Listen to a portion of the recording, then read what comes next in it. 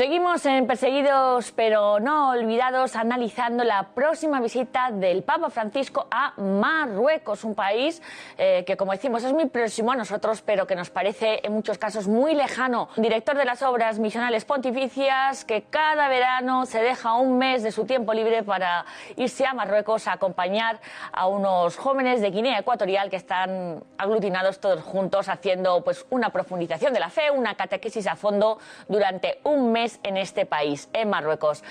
José María, en Marruecos es difícil ser cristiano. Bueno, primero es difícil en cualquier sitio donde tú no tienes, que no tiene raíces cristianas, ¿no? Eso es así, en cualquier sitio, da igual la situación, ¿no? Porque gente que va allí, los cristianos que hay ahí, primero son todos son extranjeros, porque para empezar no se puede ser marroquí y cristiano, o sea que hay que ser musulmán. Por lo tanto, todos los cristianos que hay en Marruecos son extranjeros. Y claro, este es un país en el que no se celebra la Navidad, no se celebra la Semana Santa, no hay un ambiente, entonces siempre es más difícil, nosotros lo tenemos muy fácil. Y luego, bueno, pues es difícil porque además ahí, como habéis dicho en la introducción, o como se va a decir en la introducción, estamos en un país donde la ley es la ley del Islam, ¿no? Entonces, tienen dificultad, sí. Gracias a Dios, como dice el obispo de Monseñor Santiago, ¿verdad? Dice que hay libertad de culto, aunque no de religión, pero sí hay de culto. Es decir, a ningún cristiano le van a prohibir poder rezar, poder ir a su Eucaristía. De hecho, existen dos obispados, está el de Rabat. Diócesis, efectivamente. Son archidiócesis, además las archidiócesis. Sí, la de Rabat y la de Tánger. Ahí hay dos obispos, que además los dos son españoles en este momento, y un franciscano y un salesiano, y por lo tanto pues tienen su culto y tienen su libertad para poder vivir. Y luego los religiosos y religiosas, los misioneros que hay allí, ellos van vestidos de sacerdotes, de religiosas, y nadie les... eso no está prohibido, ¿vale? O sea, que hay libertad de culto. El cristiano puede ejercer su vida de fe.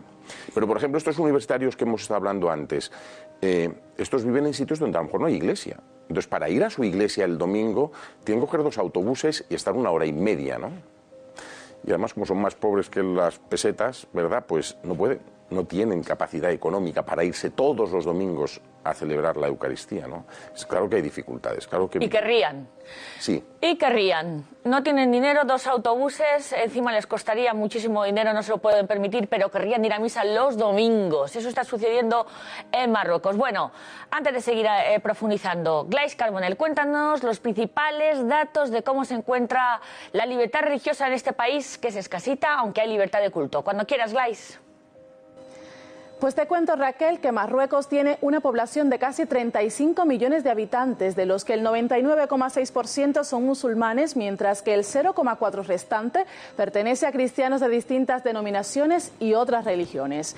Marruecos es una monarquía hereditaria gobernada por un monarca musulmán suní que se considera descendiente del profeta Mahoma. Según el informe de libertad religiosa publicado por Ayuda a la Iglesia Necesitada, se estima que los cristianos son unos 40.000 en todo el país y casi la totalidad de ellos son extranjeros. La Constitución prohíbe el proselitismo con penas de cárcel y el gobierno restringe la distribución de materiales religiosos no islámicos. Por eso, nunca se conocerá el número exacto de musulmanes convertidos al cristianismo, ya que se mantienen en la clandestinidad. Este país está regulado por la ley islámica, la Sharia, y, por ejemplo, romper en público el ayuno del Ramadán es un delito castigado por el Código Penal marroquí con prisión. El Parlamento Europeo ha reconocido que la libertad religiosa de la que se habla en la Constitución de Marruecos es real solo en parte, ya que precisan que los cristianos, y en especial los musulmanes convertidos al cristianismo, enfrentan muchas formas de discriminación. Sin embargo, esta visita del Papa Francisco es considerada por muchos, y en especial por los cristianos de Marruecos, como un signo de apertura y de esperanza para una mejora de su situación. Gracias, Glais. Bueno, 30 y 31 de marzo el Papa se mete en Marruecos, donde no hay libertad religiosa prácticamente. ¿Por qué el Papa ha elegido, en su opinión, este país donde, como decimos, los cristianos son extranjeros? ¿Qué quiere expresar el Papa? Porque es un viaje que tiene similitudes quizá con el reciente de Emiratos Árabes, ¿no? Bueno, yo lo que quiere el Papa, que lo diga él, porque yo no voy a leer su mente, ¿verdad? Pero puedo interpretar. Sí. Bueno, lo de Emiratos Árabes me parece incluso más, porque ahí Hombre, sí que eso fue histórico. eso es la primera vez, ¿no? Aquí hay que recordar que el Papa Juan Pablo II ya estuvo una vez en Marruecos. Cierto. Y además tuvo un encuentro con los jóvenes que fue algo espectacular, porque eran todos musulmanes, estaban ahí en el estadio, eran miles de chavales y chavalas, y fue muy bonito. Ahora el Papa va. ¿Por qué? Hombre, yo interpreto que el Papa quiere estar cerca de aquellos que lo tienen más difícil, que quiere hacer gestos que demuestren, por un lado, que la Iglesia no abandona a los que tienen que vivir su fe con dificultad y con esfuerzo, y tienen que hacer un sacrificio mayor que lo que tenemos que vivir los cristianos normales, por un lado. Y por otro lado también dar muestras públicas de que no cerramos puertas, ¿no? Y de que hay que abrir un diálogo. Que, bueno, lo que habla Nos cuesta a todos, ¿eh? Sí, sí, claro que cuesta muchísimo. Pero este Papa insiste mucho en que en no subir muros, en no poner muros, en no descartar a nadie. Y tender entonces, puentes, estrechar manos, aunque cueste, ¿no? y de hecho, pues ha hecho cosas que son importantes, ¿no? Con la Iglesia en China, con la Iglesia en Cuba, que ahora esto, bueno, los Emiratos Árabes que acabas de mencionar. En el Islam, sí. Está haciendo gestos que son importantes para eso, también para que se vea que la Iglesia no se cierra en sí misma, sino que está siempre intentando abrir puertas de diálogo, de compartir, de hacerse referencia unos a otros, ¿no? Cada verano que visita Marruecos, José María, ¿cuál cree que son las principales retos o las principales necesidades que tiene la Iglesia en este panorama, como decimos, tan difícil, ¿no? De no poder evangelizar, de no proponer la fe al aire libre, ¿no? ¿Cuáles son los principales retos? Bueno, ya lo acabas de decir, pues el poder tener libertad de expresión y de poder de manifestar la fe, ¿no? En público, y la fe no es algo para la vida privada, no es algo para encerrarse uno en sí mismo o para vivir dentro de la Iglesia, sino es una fe, es algo que mueve el corazón y que transforma la sociedad, y por lo tanto el cristiano lo que intenta es vivir su fe allí donde está, en la política, en la economía. Claro, el cristiano allí no tiene esos derechos de manifestación y además tampoco tiene la posibilidad de colaborar en instituciones y en organismos que está vetado para los cristianos, ¿no? Como es la política, el ejército, la economía. Entonces, te puedo contar la anécdota que me hizo mucha gracia, y es el obispo de... Esto no sé, ¿no? El obispo de don Santiago, el obispo de Tánger, una vez me dice, bueno, yo todos los sábados voy a la mayor comunidad cristiana que tengo a celebrarles la Eucaristía. Sí, pues qué bien. ¿Y cuántos son? Dice, un montón. Están todos en la cárcel. Entonces va a la cárcel a visitarles. Porque hay más cristianos en la cárcel que en la parroquia. Claro, porque Madre en la cárcel mía. están todos los españoles de Sudamérica o estos que están cogidos en la cárcel por cuestiones de trapicheo de drogas o por robos o por tal, y están todos allí. Entonces todos los sábados él va allí y celebra la Eucaristía para todos ellos, ¿no? Es verdad que en este caso hay que distinguir, no están en la cárcel por cuestiones religiosas, ¿vale? No, por delitos. Están por delitos.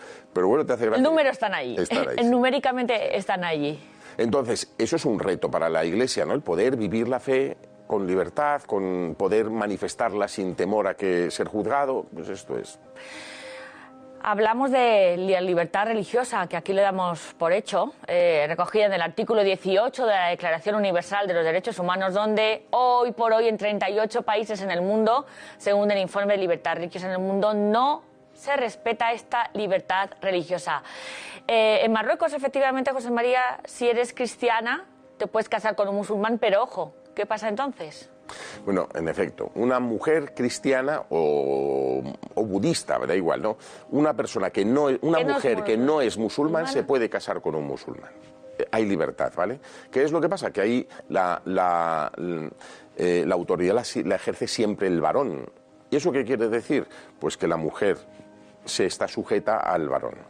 Lo cual implica, pues por ejemplo, que en caso de conflicto, de divorcio o de separación, todos los derechos recaen sobre el varón. Todos los derechos los tiene el hombre y por lo tanto los hijos están bajo la autoridad del hombre. Si serán musulmanes y se acaba. Claro, por eso se permite eso, ¿no? Porque el varón es musulmán. Si se queda viuda, incluso si se queda viuda, el marido se muere, también tiene derecho el pobre marido a morirse, pues entonces se muere, la mujer pierde todos los derechos sobre la familia y la familia pasa a la familia del marido, ¿no? Los abuelos, tal. Entonces, pues eso es. Entonces, una mujer sí. Esa es Esa es la cosa, ¿no? Lo que manda la ley. Por otro lado, es al revés. O sea, en el caso del varón que se quiere casar con una musulmana, lo tiene prohibido. Prohibido. Prohibido, sí. Un no musulmán no se puede casar con una musulmana. Por lo mismo, el varón tiene todos los derechos en la familia. Claro, en este caso sería que un cristiano o un no musulmán tendría los derechos sobre su familia. Y si se separan, ¿quién tiene la autoridad? El varón, por lo tanto no. Pues... Si quiere un varón casarse con una musulmana, con una marroquí, tiene que convertirse al Islam. Directamente. Y entonces ya se permite casarse. Claro, ahí ya todo vías amplias. José María, ¿la Iglesia tiene posibilidad de construir iglesias en Marruecos? Sí tiene, sí. Y de hecho es muy bonito cómo trabajan los misioneros que están en sitios absolutamente perdidos, porque pensamos que en Marruecos, claro, están las dos grandes ciudades, Rabat, está Casablanca, está Tánger, está... grandes ciudades, pero luego hay muchísimas pequeñas comunidades que están dispersas por lugares que son muy desérticos y muy abandonados. Y ahí hay comunidades cristianas que tienen su pequeñita iglesia, que construyen con los medios que tienen y que pueden, pues haciendo lo que sí pueden y pueden celebrar el culto, eso siempre, ¿vale? Pero, por ejemplo, tienen que andar con cuidado, porque si tú vas con la maleta, yo que cuando voy para allá voy con la maleta, no puedo llevar 20 catecismos, ¿no? Porque eso es propaganda católica. Entonces, hasta 19 sí. No lo sé si es 19, no sé, nunca he probado, nunca he ido tentando a ver hasta dónde llego. Porque ¿no? quieres volver, entre otras cosas. Entonces, no, y para que no me los quiten, que cuesta dinero. Vale. Entonces no se puede hacer propaganda religiosa, entonces hay que tener cuidado con esas cosas, ¿no? Entonces se puede ir llevando poco a poco el material litúrgico, el material catequético, porque no vamos a hacer proselitismo como se ha marcado en el comienzo de este programa. Claro, hay que tener mucho cuidado. ¿Cuántos misioneros españoles están en Marruecos, José María? Pues españoles alrededor... Sí, claro, los nuestros. Los nuestros, pues son alrededor de 200, que son una barbaridad. Que son una barbaridad. ¿Por qué? Porque, bueno, están los franciscanos de la Cruz Blanca, están los franciscanos, punto, los franciscanos de toda la vida, ¿no? Pero también están los franciscanos de la Cruz Blanca que trabajan, tienen unos trabajos preciosos.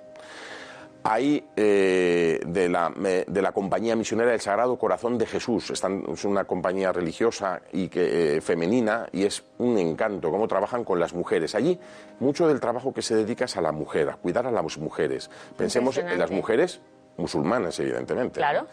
Porque la mujer allí es... La extranjera, cristiana, ya...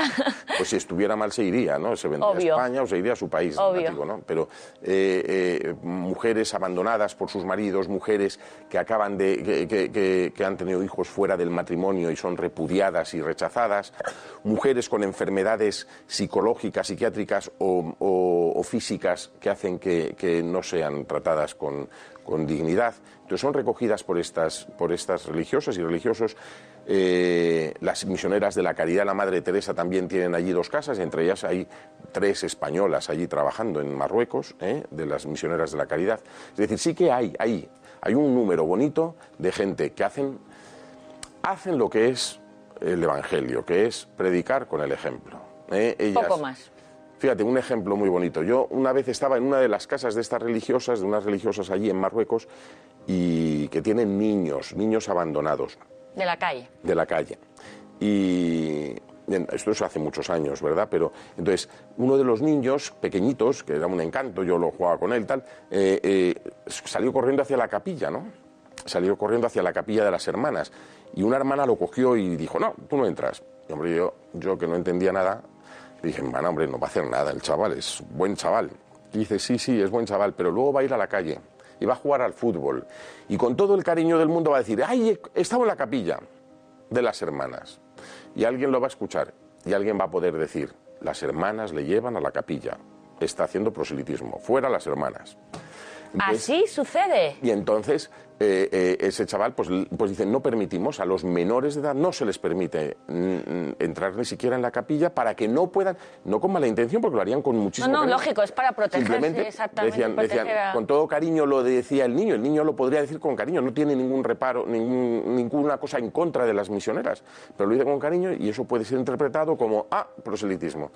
Bueno, pues esa labor la están haciendo las hermanas, que la hacen con una delicadeza impresionante, que no miran, como es evidente, la religión a la que están sirviendo, sino simplemente están con sus gestos, transmitiendo a Jesucristo y la caridad de Jesucristo.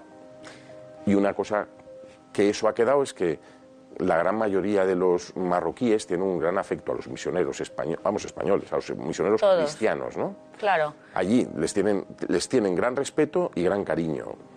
¿Por qué? Pues porque ven los gestos, ¿no? Por las obras me conocerán, ¿no? Nos reconocerán, ¿no? Porque... No, es que es interesante, porque nosotros creemos que evangelizar es mucho de bla, bla, bla. Y en el fondo, siempre lo digo, ¿no? El ejemplo silencio, o sea, decir, tú cierra la boca, no hace falta que me des la chapa, ni que sueltes el rollo, ¿no? A mí cuando oigo testimonios como el que me está contando José María, de que los misioneros en Marruecos son respetados, amados, queridos por el pueblo musulmán, aunque no puedan más que estar con la boca cerrada, bueno, pues porque ven lo que hacen. Porque ven lo que hacen. Yo creo que la mejor predicación es la vida, ¿no? Exacto. Tengo que reconocer que a mí me costaría mucho, porque yo si no hablo exploto, ¿no? Yo tengo que hablar. Yo también, yo dejaría a los niños entrar a la iglesia y sería muy problemático. Sí, pero es que es eso. Es muy problemático. Pero bueno, hay que aprender a trabajar en cada situación. Y de hecho los misioneros están llamados a hablar también de Jesucristo. Pero tienes que adaptarte a la realidad en la que tú estás viviendo, ¿no? Cuando tú tienes misioneros en un país donde el proselitismo está prohibido por ley, tú no puedes hacer... No puedes, ¿no? Y si tú vas a... Pero eso pasa en Marruecos y pasa en tantos países, ¿no? Cuando las hermanas en Yemen, que es la única institución cristiana que hay en Yemen, es las misioneras de la caridad, les prohíben ir con el crucifijo que llevan aquí, lo tienen que llevar tapado, ¿no? Por la calle no pueden llevar la cruz. Pero ellas están allí y no hablan de Jesucristo porque es que está prohibido, ¿no? Pero hablan con los gestos, hablan con la caricia, hablan con la sonrisa y al final la vida. A lo mejor no consigues que nadie se convierta porque la dificultad en la conversión es muy grande. Las consecuencias que tiene... Las consecuencias que tiene para un marroquí convertirse son muy graves y puedes, y que será echado de su trabajo y será... eso. Sí. Pero el afecto te lo has ganado y la comprensión. Para mí, por ejemplo, es muy importante el trabajo que hacen los musulmanes cuando vienen aquí, los marroquíes que están en España, ¿no? Porque ven lo que somos, ¿no? Que no hay trucos, que les queremos, que les acogemos, que les tratamos bien, que no les discriminamos por cuestión de fe, por cuestión de procedencia. Ellos luego vuelven a Marruecos a ver a su familia y desde luego lo que transmiten es lo que viven aquí. Es lo que viven. Qué reto tenemos los cristianos, desde luego, de ser coherentes, de vivir nuestra fe sin complejos, de valorar a la otra persona por su dignidad, de quererle por lo que es, ¿no? 200 misioneros en España, de españoles, mejor dicho, están pues seguramente en estos días esperando la visita del Papa.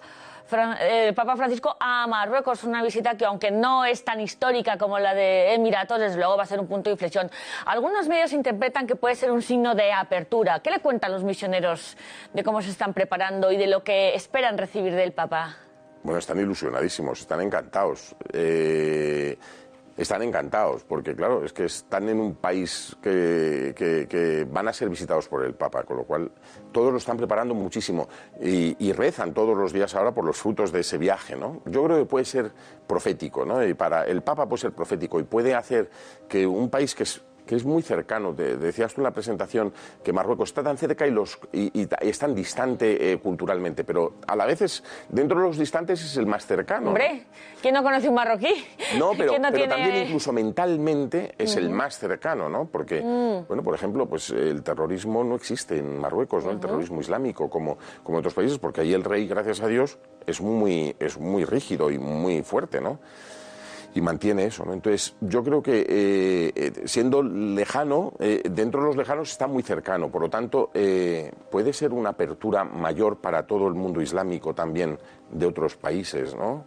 Puede ser un indicativo para otros países para que vean que, bueno, que no somos tan dañinos, que intentamos hacer el bien. Que somos hermanos de nuestros amigos y nuestros conciudadanos musulmanes, claro que sí.